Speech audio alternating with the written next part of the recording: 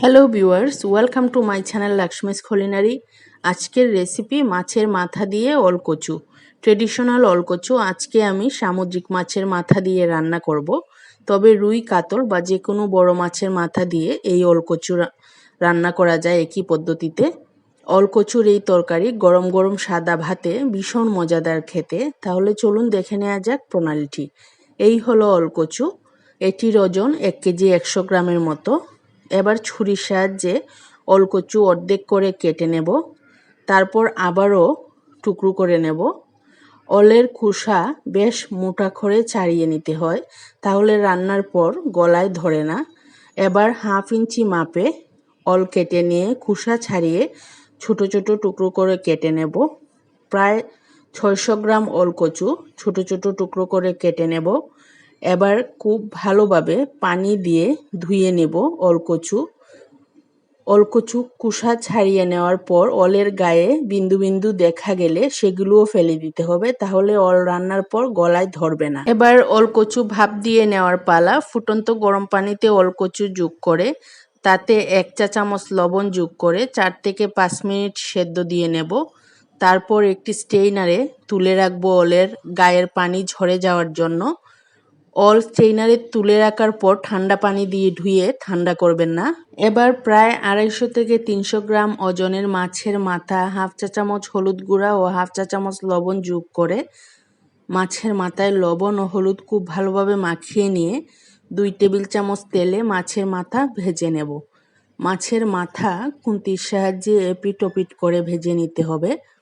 মাছের মাথা একটু কড়া করে ভাজতে হবে, তাহলে অলকচুতে মাছের মাথা যোগ করার পর খুব সুন্দর মাছের গন্ধ যোগ হয়। মাছের মাথা লালচে রং ধারণ করলে প্যান নামিয়ে এক সাইডে রেখে দেব। এবার একটি কড়াইয়ে 2 টেবিল চামচ তেল যোগ করে তেল গরম হলে তাতে 2টি তেজপাতা, ছোট 3-4 টুকরো দারুচিনি, 4টি এলাচ দিয়ে এইসব উপকরণ একটু ভাজা হলে তাতে অলকচু যোগ করে নেব এবং 1 চা চামচ পরিমাণ লবণ যোগ করে নেব ও 1 চা চামচ আদা বাটা। এবার 2 থেকে 3 মিনিট কষিয়ে নিয়ে প্রায় 1 লিটার গরম পানি যোগ করে নিয়েছি। পানি ফুটে উঠলে তাতে 1/2 চা চামচ পরিমাণ হলুদ গুঁড়া, 1 চা চামচ মরিচ গুঁড়া, 1/2 চা চামচ জিরা গুঁড়া ও 1/2 চা চামচ ধনে গুঁড়া যোগ করে নিয়েছি। এবার দেখে নেব অল 80% সেদ্ধ হয়েছে কিনা। 80% সেদ্ধ হয়ে আসলে ভেজে রাখা মাছের মাথা তাতে যোগ করে নিয়েছি এবং মাছের মাথা প্রায় 1 থেকে 2 মিনিট পর সেদ্ধ হয়ে যাওয়ার পর খুন্তির সাহায্যে কিছুটা ভেঙে নেব। মাছের মাথা কিছুটা ভেঙে নিলে তরকারিতে মাছের ফ্লেভার খুব ভালো হয়। এবার আবারও দেখে নিচ্ছি অল সেদ্ধ হয়েছে কিনা ঠিক মতো। সেদ্ধ হয়ে আসলে একটি পাত্রে তরকারি তুলে নেব। তরকারিতে ঝোলের পরিমাণ একটু বেশি রেখেছি, কারণ ফোড়ন দেওয়ার পর ঝোল কিছুটা কমে যাবে।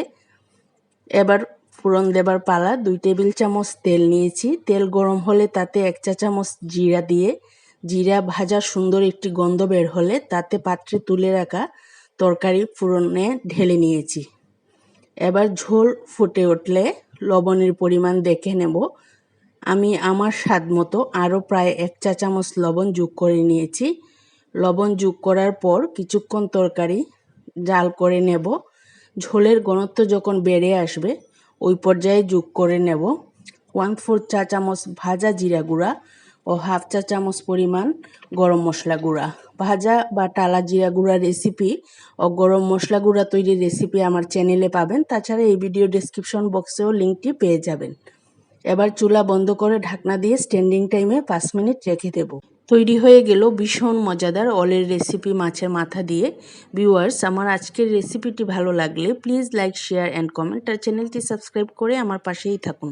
Thank you for watching my channel.